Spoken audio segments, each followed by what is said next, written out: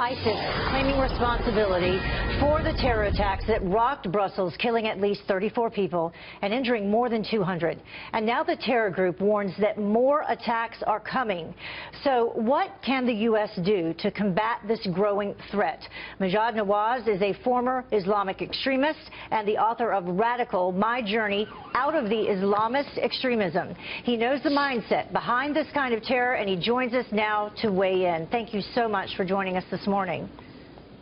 A pleasure. What were your initial thoughts when you heard this unfolding just hours ago, these almost simultaneous attacks happening in Belgium?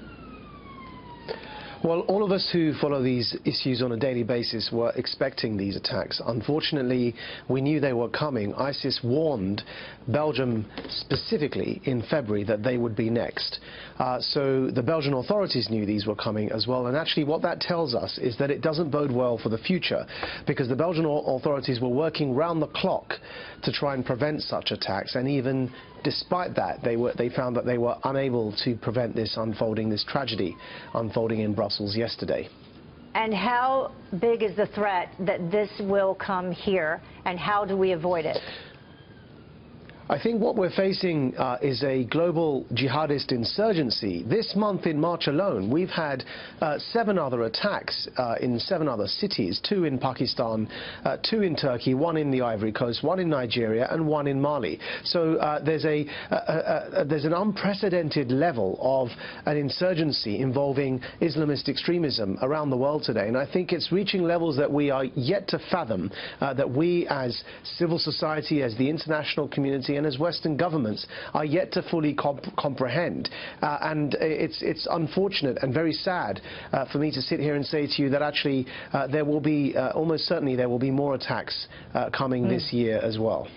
We've thrown a lot of different numbers around, but one number that coming out of Europe was that upwards of 6,000 Europeans all across have traveled to Syria to be trained, and then they've returned to all of these different places, these different countries that you're referencing.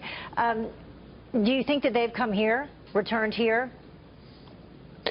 Well, it's likely, of course. You know, we've had in the United States, there have been some attacks from people that claim allegiance to ISIS, the last being at San Bernardino. So, of course, it is likely that there can be attacks in the United States. What's more likely currently, as the State Department is warning, is that there are going to be more attacks on the continent of Europe. We in the United Kingdom have been incredibly lucky. We're in fact overdue an attack here, but perhaps because of the separation between us and the continent of Europe in the form of the English Channel, and the fact that the border here does have checks coming into the UK. We're not part of the Schengen system. It's a lot more difficult for those returning fighters to get back into the UK, despite the fact that even from the UK up to 2,000, anything between 800 to 2,000 British citizens have also gone to join ISIS.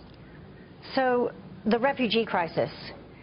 What do we need to do about that? I mean, some of these individuals that have been involved specifically in the Paris attacks were using fake passports, or they fake their identities to kind of merge with refugees going to and from different places. What should we do about the refugee crisis here in the United States? And do you think that that's a danger that could happen here?